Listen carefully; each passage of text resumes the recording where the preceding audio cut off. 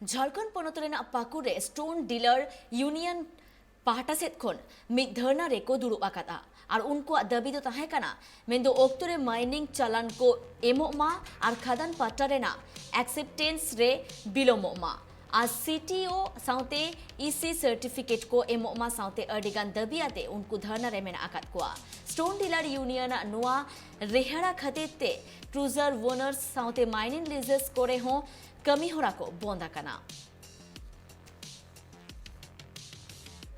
सबसे पहले तो मैं आप तमाम पत्रकार भाइयों का दिल से शुक्रिया अदा करना चाहूँगा कि आज की इस बैठक को आपने अपनी तरफ से इतना अधिक समय निकाल करके पूरा कवरेज दिया है और इस समस्या को इतना अधिक इम्पोर्टेंट समझ करके कवरेज देना ही हमारे लिए एक बहुत बड़ी उपलब्धि है।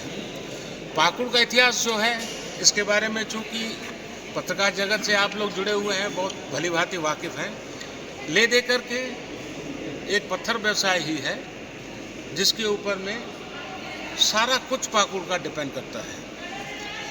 और आज जो कभी नहीं हुआ था, आज के पहले पाकुड़ के इतिहास में जो कभी नहीं हुआ था कि विभागीय अधिकारियों के विरोध में, उनकी कार्यशैली के विरोध में, उनकी बाकी बातों के विरोध में सारे पत्थर व्यवसायी जिले के आक्रोशित होकर के अपने कारोबार, जिसको हम अपनी दूसरी माँ कहते हैं, उसको बंद करने का काम हमने कर लिया। रखे उसको सुना गया।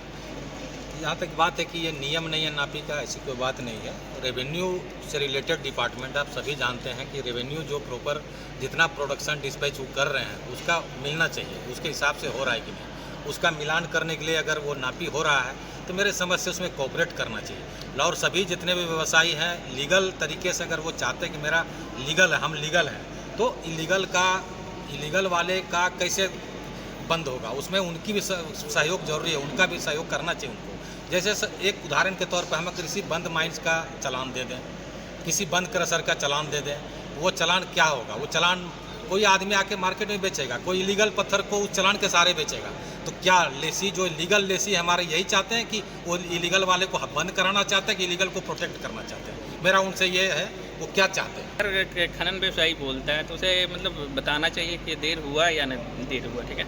ऐसे सब जितने भी मुद्दे हैं सारे झूठे मुद्दे हैं।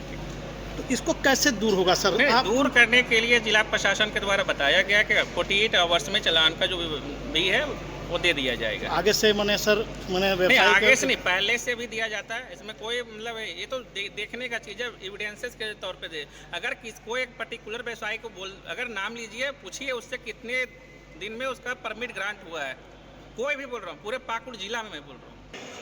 देखिए आज की जो बैठक हुई उसमें लेसियों से जो बात करने में समझ में आया, उसमें ज्वलंत मुद्दा है वो चालान का